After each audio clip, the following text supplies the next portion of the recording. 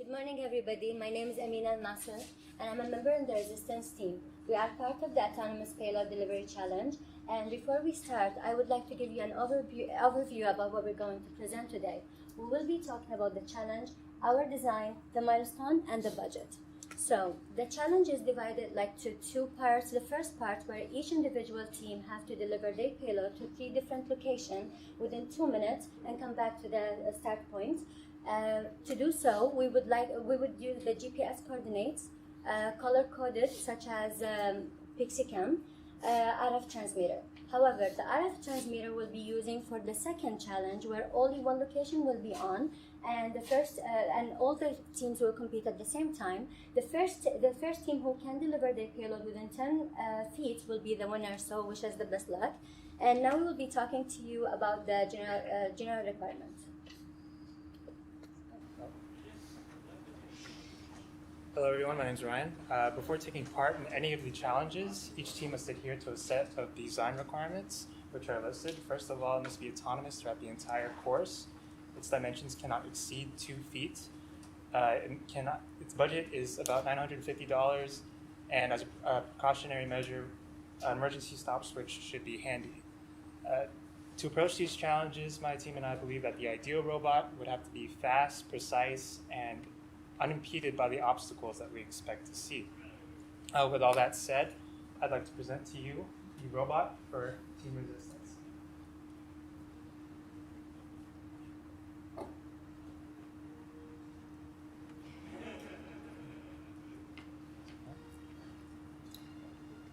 So what we have here is a 3DR Solo drone, which is programmable via an API called DroneCrew. To make it autonomous, we are loading our code onto a Raspberry Pi 3, which will not only drive the drone, but also control a variety of other components as well, such as the PixieCam for image processing, a microchip, as well as the servo and dispenser for our drop system, and finally an RF receiver to detect the RF signal in the second challenge. Now we'll be going in depth on every component.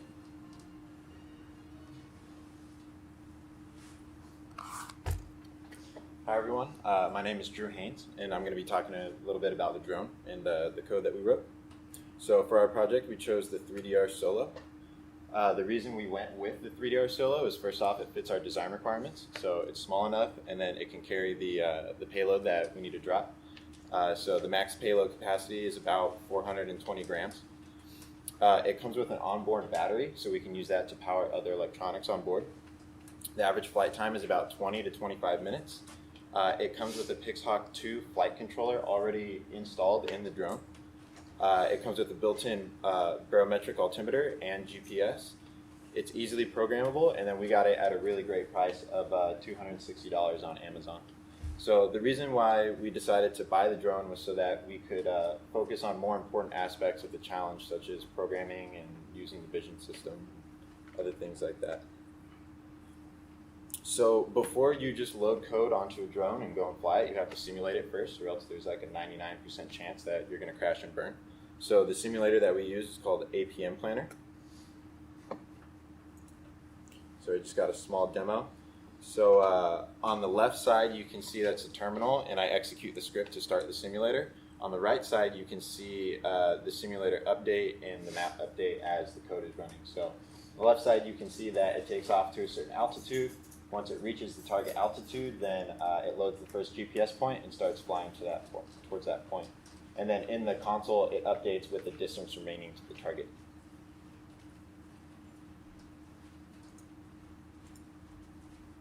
So next I'm going to talk a little bit about DroneKit, which is the library that we use to program the drone. And this is just a snapshot of a couple of actual lines of code. So we specifically use DroneKit Python, meaning all the code was written in Python. This gives us complete control over the drone. So it gives us the ability to take off, to land, to fly to different GPS points, and gives us access to all of the drone sensors. So the reason this is so beneficial is using Python, we can write custom code that couldn't normally be executed just using a route planner. So for example, we interface with the vision sensor and then use the air from the sensor to calculate what the next GPS point should be to adjust for the air in GPS. So if you see the diagram, another example of us writing custom code is if the target, or if the camera gets over the target and it can't see it, then we guess in different locations because the air from the GPS can be off by about 9 to 15 feet. So what we do is we take a guess and we say, okay, is it to the left? And then we ask for data from the camera again. If there's no data, then we go to the second spot and then ask for data again. And then if there's none, then we go to 3 and then 4. And then if we still can't find it, then we just go back to the original GPS location, drop the payload, and then go to the next GPS point. So next we're going to be talking about the onboard computer system. Hi, my name is Ray, and I will be talking about the computing system.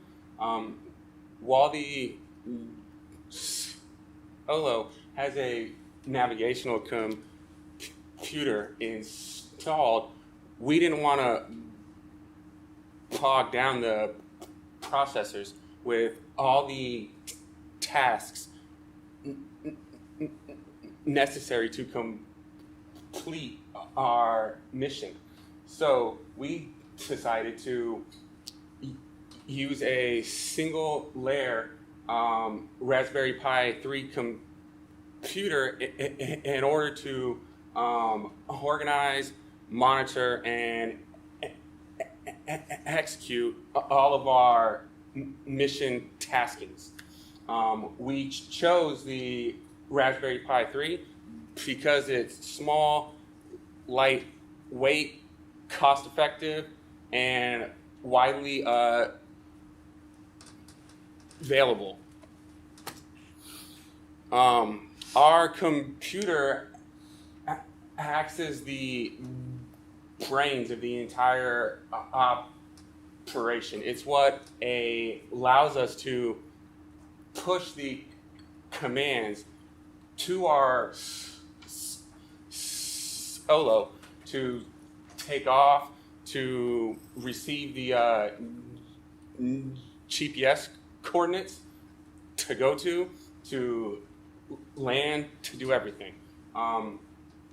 It also monitors how far we are from our target location so that we can switch from go to mode to the loiter mode.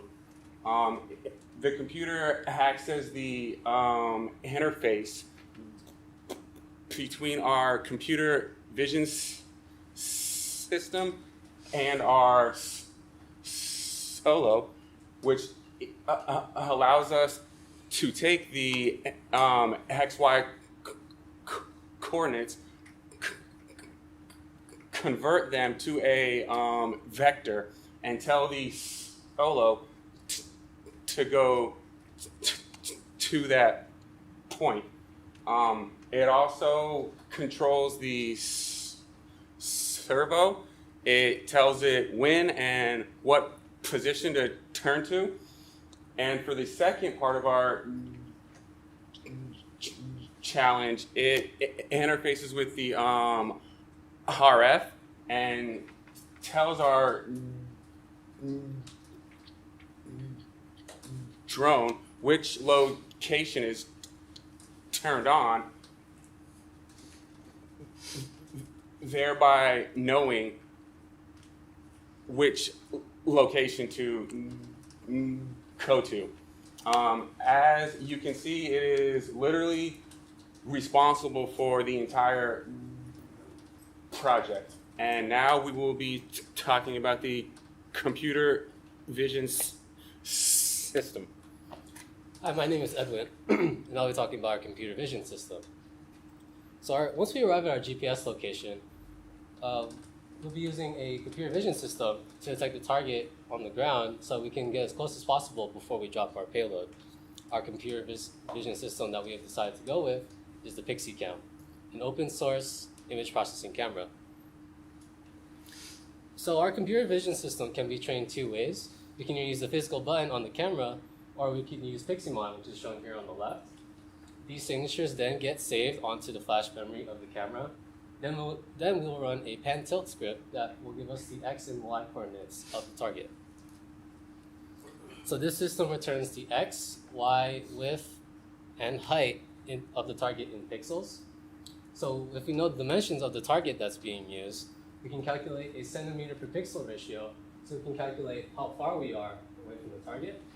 And then using some trigonometry and the drone's bearing, we can calculate the angle here and figure out which direction we need to travel in order to center the target onto our frame before we drop our payload. So next we'll be talking to you about the drop system. Hello, I'll be talking to you about the drop system, which is in charge of doing the payload transit and delivery. What's integrated into the system is the onboard computer, a microchip, a servo, and a 3D printed dispenser, which is shown. How it works is that once the drone is over the waypoint, the computer will toggle two of its pins, either high or low. The combination of these two pins will be read by the microchip, and the microchip will react by outputting a pulse signal to control the servo and in effect turn the dispenser. Each combination is mapped to its own rotational arc, and with every single rotation, a single Starburst candy, which is our payload, will be dropped. We also have a short video to demonstrate this in effect.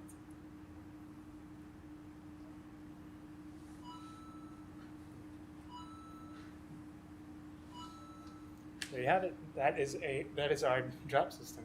Now we will be talking to you about our RF receiver. Hello everyone, my name is Artem Daribari, and I'm going to go ahead and just give you a brief overview of our RF signal detection system. So, as mentioned before, during the second challenge, only 1 out of the 3 receivers will be emitting a signal. And what we're doing here is this receiver that you see right here is going to detect that signal. It's going to output the data over to our fixed microcontroller, and this is the same microcontroller we're using for our servo motor as well. So that microcontroller is going to detect every rising edge of the signal. It's going to save that time, and therefore we can find the period that way. And then we can compare the period to the period of the 3 different frequencies, determine which one is actually emitting that wave. Once we find out which frequency it is, we send that data over to our single board computer, which is a Raspberry Pi. And the Python script on there is going to go ahead and tell the drone the corresponding GPS location to fly to. So it'll fly there and then drop the payload and come back for the second challenge. And with all this being said, we're going to go ahead and just give you a general overview of our entire hardware connections made on the drone. Hi, my name is Lawrence Galvan, and now I'll be talking about the hardware block diagram of our project. So you may be wondering how we're powering up our components and what communications our components do. So on the top, you can see here's our 3DR solid drone and all the accessories that comes with it. So for us to power up all the components, we'll be using the internal battery, which is 12 volts. And also, for us to connect the Raspberry Pi, the 3DR solid drone has a 30-pin connector. Our PixieCam will be connected to the Raspberry Pi with a USB connection. On to the right, we also incorporated a 7805 regulator to bring down the 12-volt power supply to 5 volts and power up the PIC16 and servo motor. We also incorporated a carrier board in which the RF receiver will be directly connected to it. So as mentioned before, the main script will be living in the Raspberry Pi. So for us to manipulate the code, we could use a ground station in this picture. We'll be using the laptop and SSH to the Raspberry Pi. Now that my team have shared to you our design, here's a quick video of our drone doing the actual payload delivery.